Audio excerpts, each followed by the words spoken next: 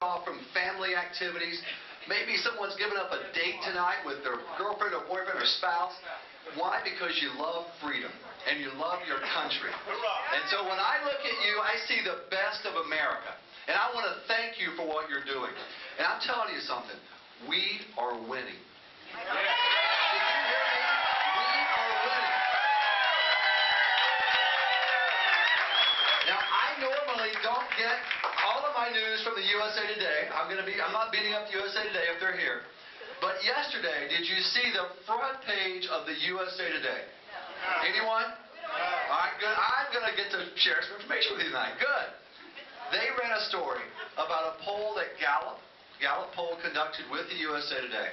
And they asked Americans a really interesting question, one that I had not seen asked by any other polling firm.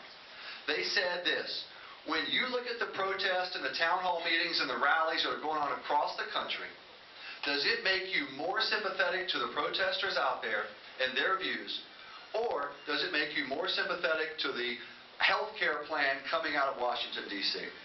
So that's a pretty interesting question, isn't it? Asking Americans how they view you and what we're doing.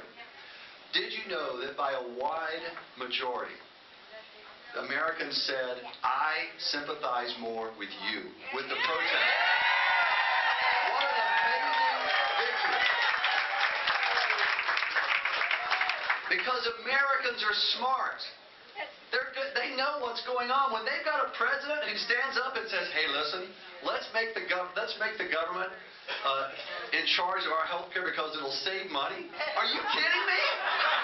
Has anyone looked at Medicare? A $36 trillion unfunded liability?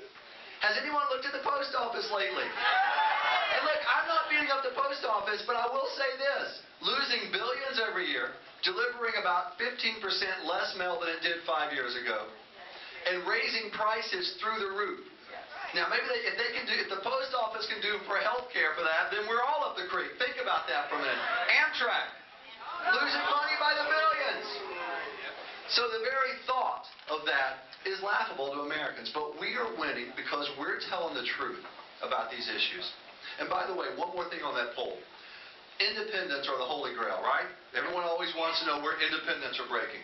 In this poll, by a 2-to-1 margin, 35% to 16%, independents said that these protests and town hall meetings that you're doing makes them more sympathetic to the protesters and to our views.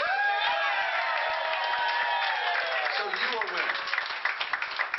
And our message tonight is, let's keep it up. Let's keep the pressure on. You know, it's easy to get tired. All of you, I have a question for you. What is it that you want from government? I'm just curious. Nothing. To be left alone. Is that about right? I have been at rallies like this or town hall meetings from Tillamook, Oregon, to El Dorado, Arkansas, to Jacksonville, Florida, to Portsmouth, New Hampshire, to here in Pennsylvania. When I ask folks at all these rallies, all across this country, that question, the answer is always the same. Nothing, or just leave me alone. Here's the great irony of American democracy and of our freedom. If we want to be left alone to enjoy our freedoms, we have to get involved. And that is a great paradox. It is a great irony of our democracy.